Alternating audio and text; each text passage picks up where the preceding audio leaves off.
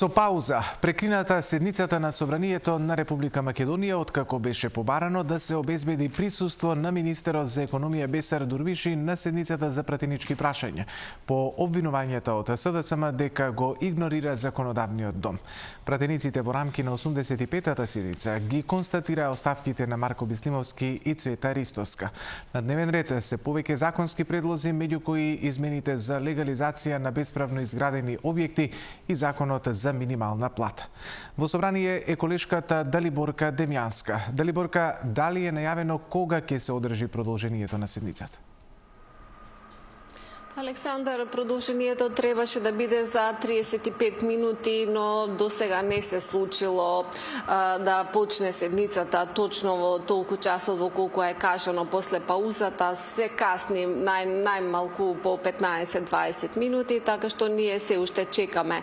Инаку би почнала по ред, како што веќе кажа и ти, на самиот почеток беа констатирани оставките на членката на Државната комисија за спречување на корупцијата Цвета Ристовска и на председателот на Регулаторната комисија за енергетика Марко Бислимовски. Веднаш потоа беше при утврдувањето на дневниот ред, тој беше дополнет и со предлог законот со кој се продолжува рокот за легализација на бесправно изградените објекти. За причините зошто владеачката партија го побара тоа, предлагам да чуеме од пратеникот Бојан Стојановски. Рокот за завршување на предмети за легализација беше 3 март 2026 година. Ние со оваа измена даваме рок од нови 5 години за да можат сите започнати предмети да бидат завршени, да се финишираат. Практично тоа значи дека овој рок би требало да заврши, односно да трае до 3 март 2031 година.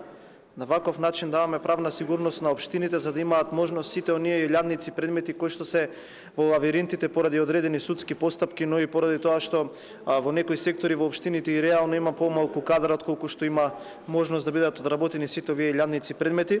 И затоа сметаме дека со една ваква законска измена ќе дадеме можност уште 5 години сите овие предмети да бидат завршени и граѓаните да можат да добијат имотен лист за сопствените имоти.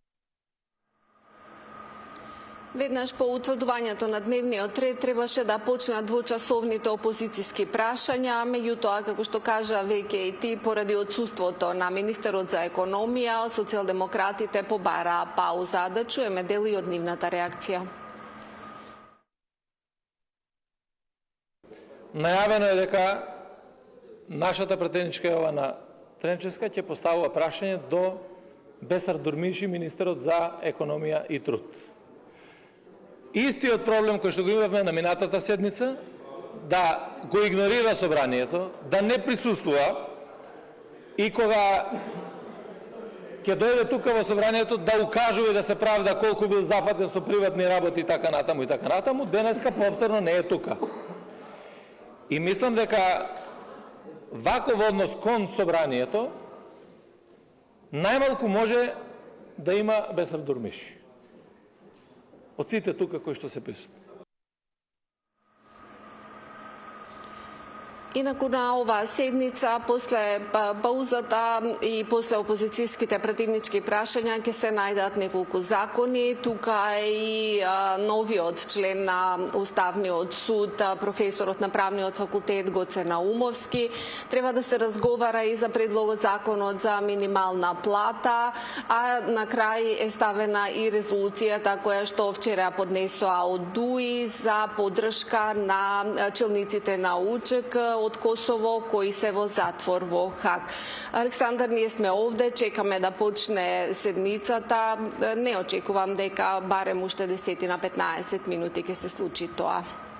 Далиборка, ти благодарам за информациите во овие вести. Остануваш во собрание, секако повеќе информации од тебе очекуваме во следното информативно издание.